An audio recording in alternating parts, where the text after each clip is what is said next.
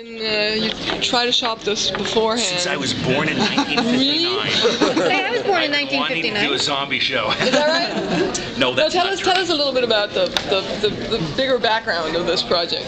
The bigger background is we're both geeks. We're both born with the gene that says we love horror.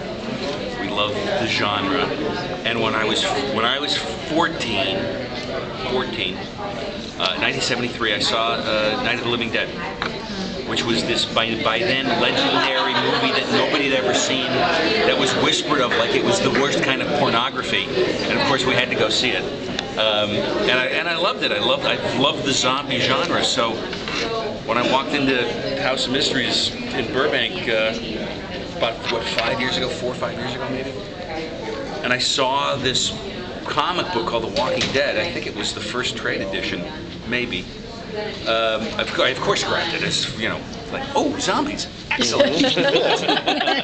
And I took it home and I read it that night and thought, okay, this is a wonderful idea for a television show. I always thought that doing a show like this would be a great idea. And lo and behold, Robert Kirkman had basically blazed the trail of telling the story.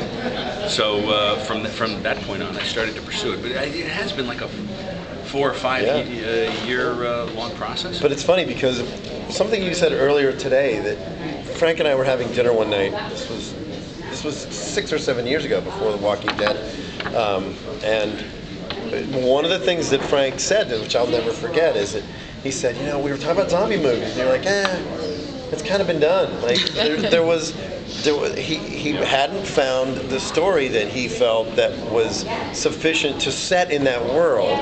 And I remember specifically we were at the California Pizza Kitchen on Ventura Boulevard, and we were talking about zombie movies, and it was just kind of like, you know, I think that that's been mined. So how's this different then? Why? It really has been mined as in the feature venue, and it's been done extremely well. You certainly have George Romero's initial trilogy, and I'm a much bigger fan of Day of the Dead than some people seem to be. Oh, I like Buddy. I think it's brilliant. I think some of the actors needed to switch to decaf, but you know, they were a little big. But that's part of the style and charm of doing what is essentially a homemade film. You know, the Dan O'Bannon Return of the Living Dead is a hilarious take on it. Edgar's picture, Shaun of the Dead, Edgar and Simon's movie, is wonderful. You know, it's been done so well.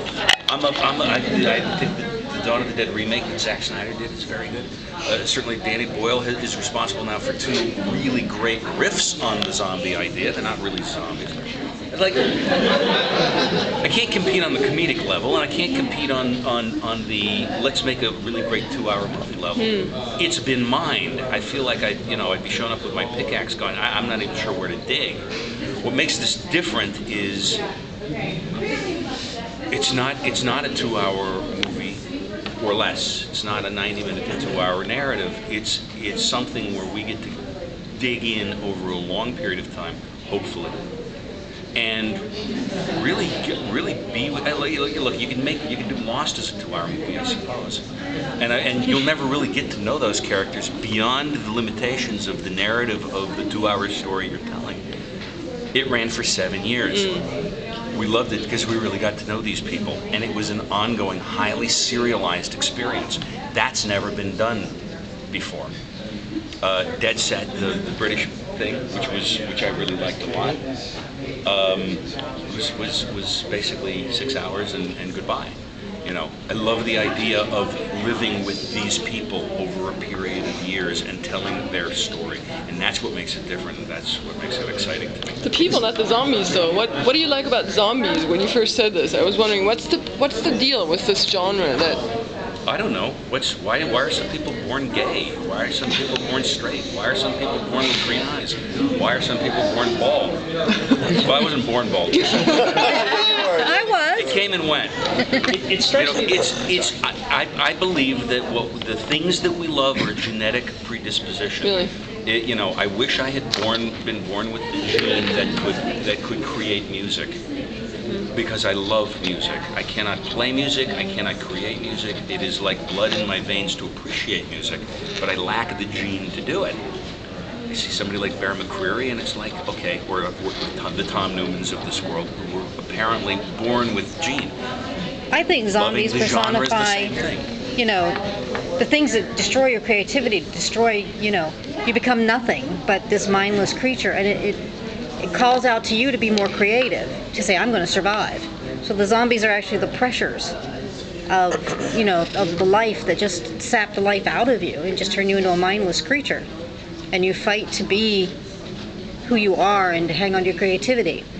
So you're drawn to the zombies, but not so much to the zombies. It's as good a metaphor as any. Yeah. Talking of creativity, there's a couple of characters who you've effectively created who weren't in, two people who die in the first comic, and then you've given them you've taken them from the undead. And I wonder if you could talk a bit about those decisions and where those stories go.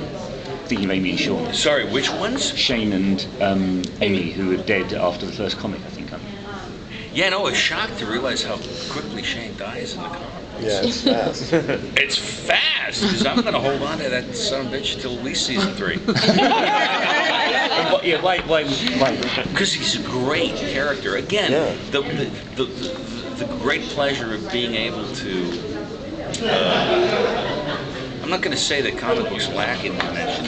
That would be silly, because some of them are very, very deep indeed.